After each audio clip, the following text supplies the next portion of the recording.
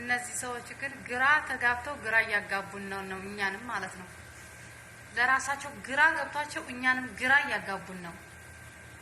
አብርሽ እንግዲህ የጋብቻውን የፍቺውን ወረቀት ቀዳዶ ጣለው።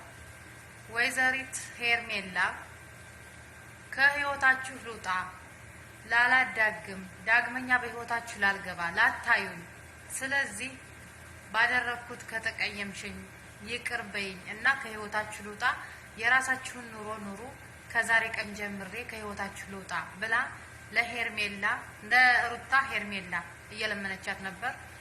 ሄርሜላ ሩታ ደግሞ ሌላ የምትይው ነገር አለሽ ወይ በቃሽ ስትላት ነበር እና ጅብ ከሄደ ውሻ ጮኸ ብላታለች። እውነቷን ነው። እስከ ዛሬ ነበር እንጂ በሴት ልጅ ህይወት አለመግባት። አሁን እኮ ሁሉም ነገር አለቀ። በነገራችን ላይ ሩታውን ውሳኔዋ ከባድ ነው። አላቅም ብቻ። ሰላም ሰላም፣ ውድና የተከበራችሁ የቻናል ተከታዮች እንዴት ናችሁ? ነው ያለው። እግዚአብሔር ይመስገን ሰላም ነኝ። እናንተ እንዴት ናችሁ? በያላችሁበት የዓለም ዳርቻ ሰላማችሁ ብዙ ተሰረፍ ይበልልኝ። እምወዳችሁና የማከብራችሁ ውድ የቻናል ተከታዮች፣ ለቻናሉ አዲስ የሆናችሁ ላይክ፣ ሼር፣ ሰብስክራይብ በማድረግ ቤተሰብ ያልሆናችሁ ቤተሰብ ሁኑ። ቤተሰብ የሆናችሁም ደግሞ በኮሜንት አበረታቱኝ ማለት ነው። ዛሬ እንግዲህ ይዤላችሁ የመጣሁት እንደምታውቁት አብርሽና ሩታ ያሉበትን ሁኔታ ሁላችንም እናውቃለን እና ትላንት ተበጣብጠው በቃ ፍታኝ አልፈታሽም፣ ያለሽበት ሁኔታ ትክክል አይደለም፣ ያለሽበት ሁኔታ አሁን የምትፈችበት ወቅት አይደለም፣ እኔ ጋር መኖር ካልፈለግሽ ብቻሽን የምትፈልጊውን ነገር እያደረኩልሽ ብቻሽን መኖር ትችያለሽ፣ ግን አሁን አንቺን ፈትቼሻለሁ አልፈታሁሽም የምልበት ሰዓቱና ጊዜው ወቅቱ አይደለም ብሏት ነበር አብርሽ። ዛሬ እንግዲህ ማርክን ይዛ ሩታ መጣ ነበር ማለት ነው። እኔ ግን አንዳንዴ ግራ እነዚህ ሰዎች ግን ማለት ነው የሆነ እኛ ማናውቀው ነገር እንዳለ በእርግጠኝነት ልንገራችሁ፣ እኛ ማናውቀው የሆነ ነገር አለ። ምክንያቱም ተሰብስበው አንድ ላይ ይመጣሉ። ቃላቶቻቸው ራሱ የሚያወሩትኝ አሁን ሩታ አልደውልልህም ነበር ማርክ ምን አለው? እኔ እኮ የደወልኩልህ ሩታ ደውልለት እፈልገዋለሁ ስላለችኝ ለዛ ነው የደወልኩለት ሲላት ብሎ ለአብርሽ ሲለው፣ አብርሽ ደግሞ አይ አንተ ባትደውልም እኮ ዛሬ ቀጠሮ ነበረን እንደምንገናኝ ተቀጣጥረናል፣ የማወራት ነገር ስለነበረ እንደምንገናኝ ነግሬያታለሁ። እሺ ሄርሜላ ደግሞ ነይ ብዬ ጠርቻታለሁ። ለምን ትመጣለች?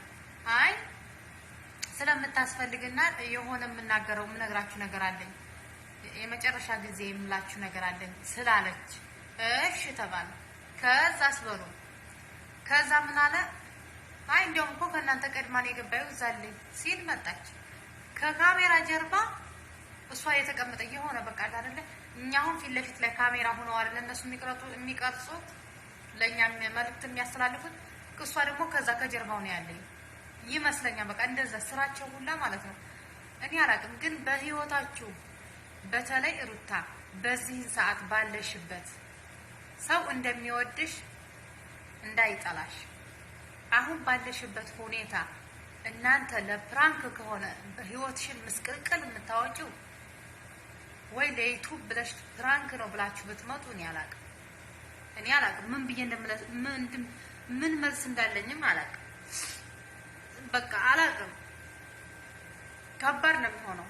በተለይ በህዝቡ ዘንድ በጣም ከባድ ነው የሚሆንባችሁ። አንዴ ታስታውሱ ከሆነ ብሬክስ ሀበሻው ሚስቱ ጋር ከሌላ ሴት ጋር ሆኖ ሚስቱን እንደማይወዳት ሳውዲ አረቢያ ነው ምናምን ሳውዲ አረቢያ ሳለ ነው መሰለኝ እና ሚስቱ እሱ ሌላ ሴት አፍቅሬ ምናምን ብሎ ቪዲዮ ሰርቶ በጣም ያ ቪዲዮ ሲዘዋወር ነበር እና በቃ መጨረሻ ላይ ይሄ ነገር እኮ በቃ የሆነ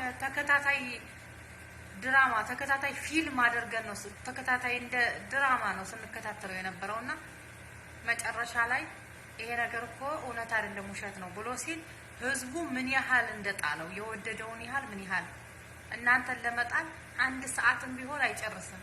የኢትዮጵያ ህዝብ እናንተን ለማንሳትም 1 ደቂቃ አይጨርስባቸውም። እና እያሰባችሁበት የሆነ የሚያሴሩት ሴራ አላቸው። ውሸታቸውን ነው። ሁሉም አስመሳይ ናቸው ሲጀመር። እንዴት ሰው በህይወቱ አላቅም ብቻ እንደዚህ አይነት ቀልድ እየቀለዳችሁ እንዳለ አሁን ማርክም ቢሆን ሄርሜላም ቢሆን ምንም የሚቀነስባቸው ነገር ይኖራል ብዬ አላስብም። ግን አብርሽ ሌላ ሴት እንዲመኝ በዛ ላይ ለህይወትሽ ለራስሽ አታስቢ። በጣም ከባድ ነው ይሄ ነገር በጣም የእውነት። ግን ይሄ ነገር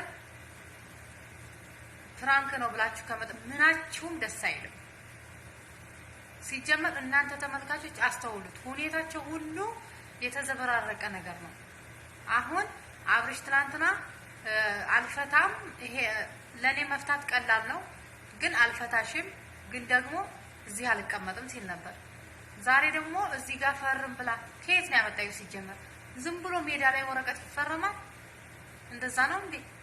ለነገሩ እነሱ የተጋቡት ሜዳ ላይ ስለሆነ ግን የሰው ልጅ ሲፋታ ወይ ሲጋባ የራሱ የሆነ ህግ አለው። ሲፋታም ደግሞ እኛ ጋር ሚዲያ ላይ መጥተው ቆራጣ ወረቀት ይዛ ካርቶን የታሸገ ካርቶን ወረቀት ይዛ መጥታ ፈርም እዚህ ጋር ሳይሆን የራሳችሁ ነገር ካለ ቁም ነገር ከሆነ የምታደርጉትን ነገር እናንተ ታውቃላችሁ። ግን እናንተ አንድ ቤት እየኖራችሁ አሁን የበዓል እንደው ምን ይታዘቡኛል ብላችሁ አታስቡ። አብርሽ ያለው ከቤቱ ነው፣ ሩታ ያለው ከቤቷ ነው። ግን ልብሷ አንድ አይነት ነው። ከየት ሆነው ከየት መጥተው ከየት ወርደው እንደተለበሰ አላውቅም። አንድ አይነት ልብስ ለብሰው አንድ ቤት የወጡ ነው የሚመስሉት። እነሱ ግን እንዳወሩት ከሆነ ተለያይተው ሩታ ሌላ ቦታ መጥታ አብርሽ ሌላ ቦታ መጥቶ ሩታ ከሌላ ቦታ ተነስታ ወደ አብርሽ ቤት መጥታ ሄርሜላ ከሌላ ቦታ መጣ ወደ አብርሽ ምናቸውም አይጥም።